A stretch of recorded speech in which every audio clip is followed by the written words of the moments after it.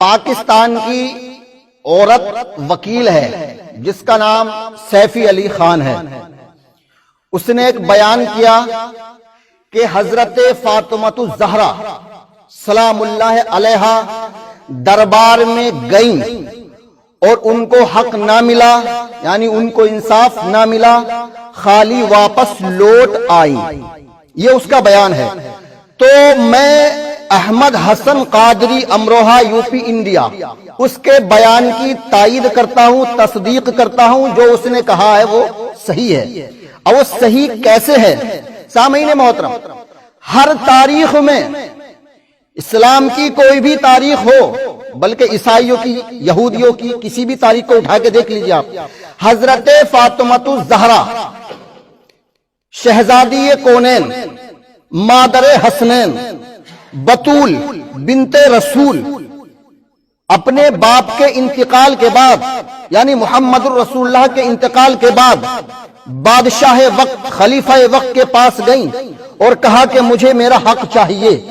ان کو حق نہیں ملا. سامعین محترم، قرآن، حدیث، تاریخ، اس کو ایک طرف رکھیے گا. یہ ایک الگ موضوع ہے، الگ چیپٹر ہے، الگ میٹر ہے.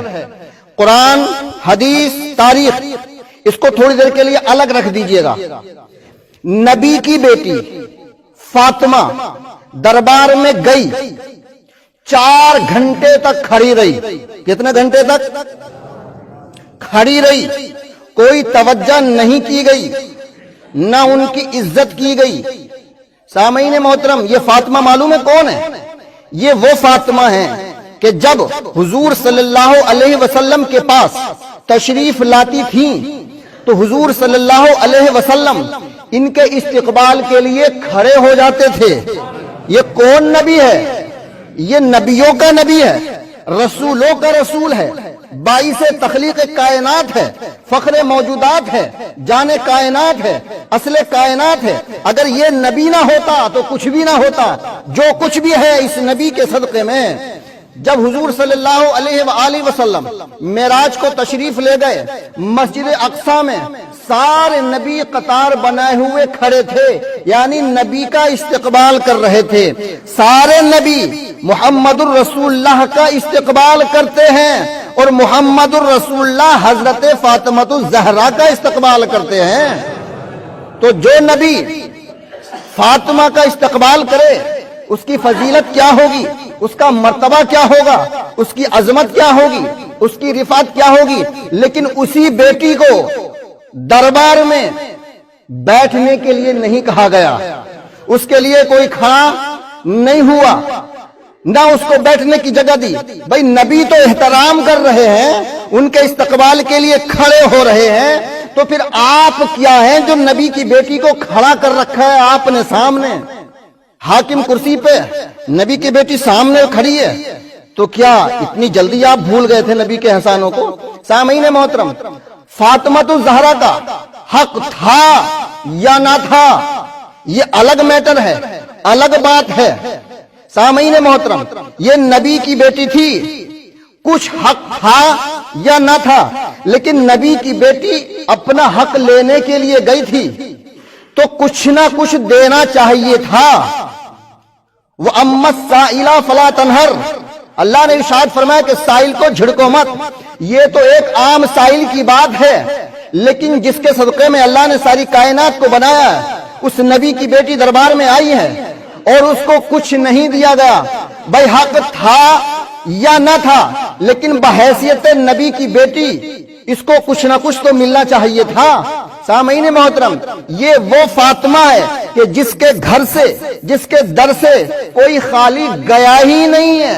مجھے ایک چھوٹی سی حکایت یاد آ رہی ہے، اور اللہ نے اس واقعے کو قرآن میں ارشاد فرمایا ہے، وَيُطْعِمُونَ الطَّعَامَ عَلَى حُبِّهِ مِسْكِينًا وَيَتِيمًا وَأَسِيرًا. حضرت حسن حسین بیمار ہو گئے، حضور نے فرمایا بیٹی فاطمہ نظر مان لو، 3 دن کے روزے رکھو، تمہارے بیٹے کو شفا مل جائے گی. حضرت فاطمہ الزہرا سلام اللہ علیہ نے نظر مان لی، بیٹوں کو شفا ہو گئی. جب منت پوری کرنے کا وقت آیا تو تو حضرت فاطمہ نے بھی روزہ رکھا, مولا کائنات نے بھی روزہ رکھا, اور حضرت فضہ جو حضرت فاطمہ کی کنیز تھی اس نے بھی روزہ رکھا.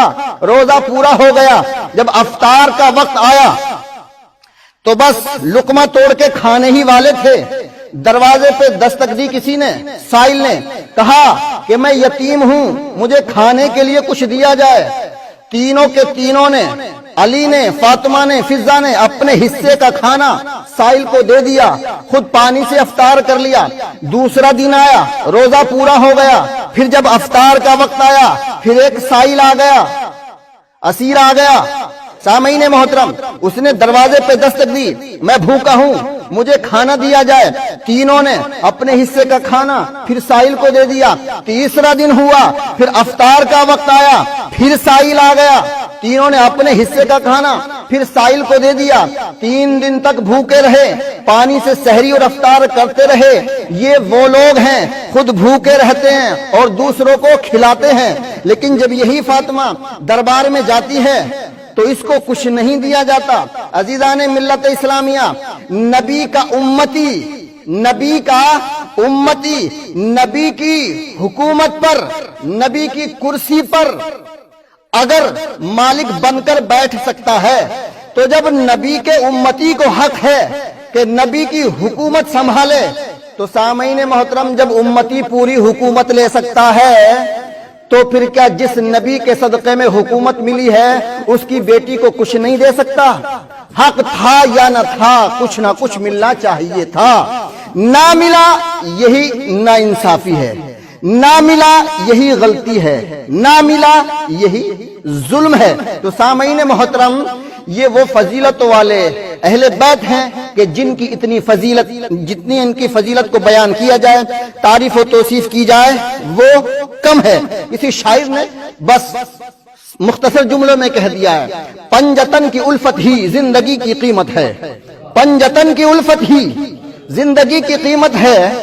ارے جس کا شوہر قاسم جنت و نار ہو, جنت اور جہنم کا بانٹنے والا ہو, اس کی بیوی کو خالی لوٹایا جا رہا ہے. جس کا باپ وجہ تخلیق کائنات ہو, اس کی بیٹی کو تم خالی لوٹا رہے ہو. جس کے بیٹے جنتوں کے سردار ہوں, اس کی ماں, ان کی ماؤں کو خالی لوٹا رہے ہو. اور جو خود جنتی عورتوں کی سردار ہو اس کو آپ خالی لوٹا رہے ہیں. نہیں تھا میں نے مان لیا, لیکن رسول کی بیٹی ہونے کے ناطے کچھ نہ کچھ ملنا چاہیے تھا, نہ ملا یہی تو شکایت ہے. پنجتن کی الفت ہی زندگی کی قیمت ہے. پنجتن کی الفت ہی زندگی کی قیمت ہے. ان کے عشق میں مرنا خلد کی ضمانت ہے. ان کے عشق میں مرنا خلد کی ضمانت ہے. ان کا عشق ہے دل میں پھر عمل عبادت ہے. ان کا عشق ہے دل میں پھر عمل عبادت ہے.